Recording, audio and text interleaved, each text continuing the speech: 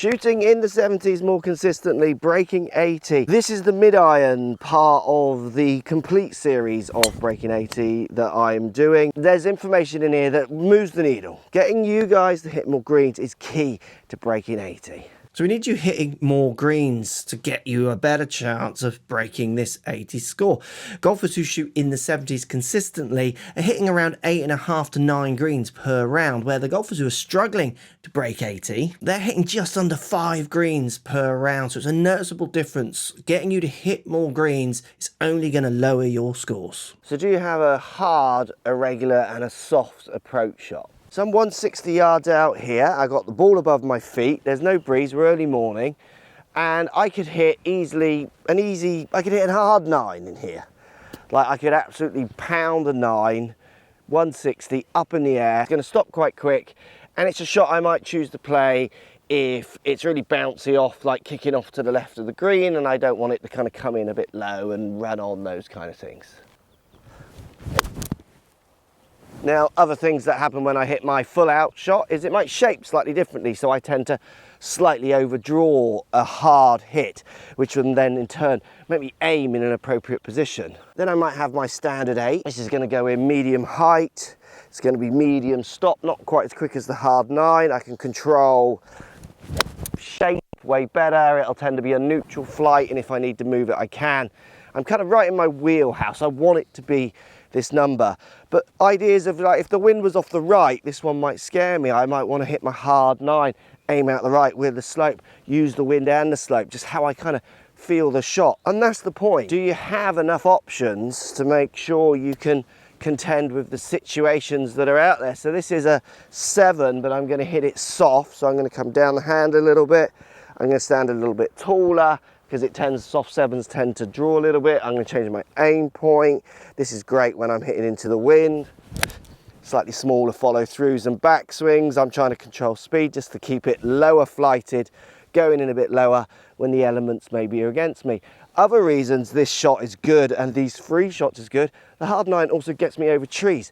When I've hit a penalty shot or a shot into a recovery area, I should say, off the tee, which I've got videos on. Remember, this is a comprehensive series on all aspects of breaking the scores. The soft 6 really good at coming out lower under trees, recovery shots again. So my standard in the fairway, in the rough approach, trying to hit more green shots, giving me more options, makes me have more options when the tee shots start to fail as well and I'm not in the perfect spot. Bear in mind the value of hitting more greens, knowing your yardages with every club in different situations is just going to be huge. So when I look at this hole, it's saying I'm 145 yards to the middle. I can hit just an easy 9. But when I look on my Arcos app, I can see the pin is more pushing towards the back. We're getting up to 171 at the back and it's only 130 to the front.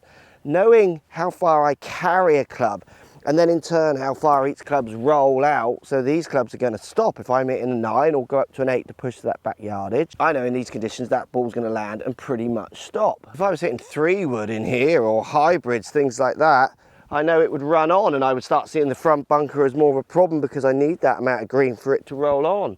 So understanding how far each club goes, carry and roll out, what proportion is roll out to what proportion is carry, is huge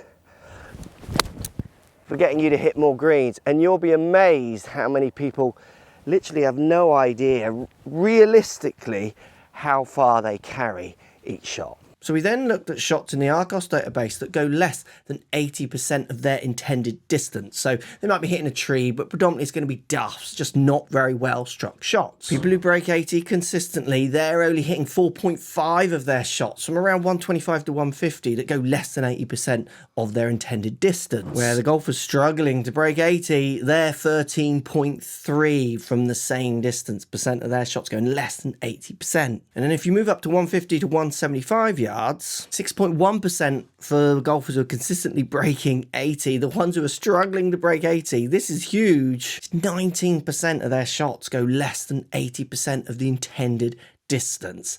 Let's get some strike worked into this. Strike.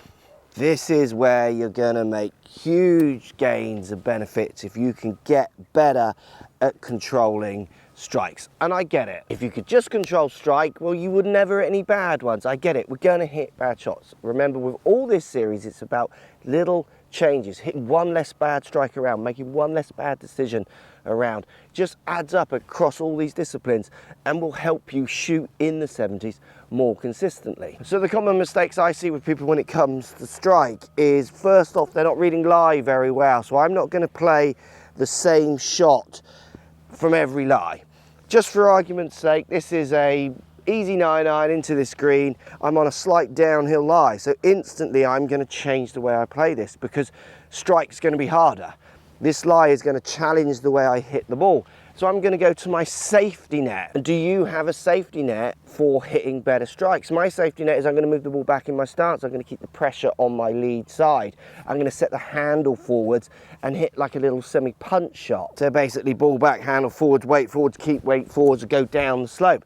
But I'll play this punch shot from all kinds of lies, not just downhill lies. If I was ever nervous about striking, this is the safety net that I go to because it's easier for me to strike the ball. It just goes in a bit lower, so I need to accept it might roll out a little bit further.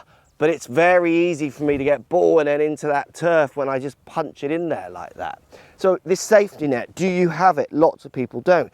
Are you playing a 9-iron, a 7-iron, 8-iron, one way from every lie? If you are, you're going to get in a lot of trouble. You've got to be able to work all your shots from strike out. Just tricks like going to the range next time and monitoring where you're hitting on the face. You'll have patterns with the different clubs that you hit. Some will be easier to hit than others. Some will make more sense in your head to strike than others. Learning these patterns will allow you to just push your strike on and hopefully improve the odd miss hit out there that we see that you're having. And lots of those miss hits are going to be made from these subtle slopes that people just don't read into their strike pattern, and they should be, just by having a few extra skills.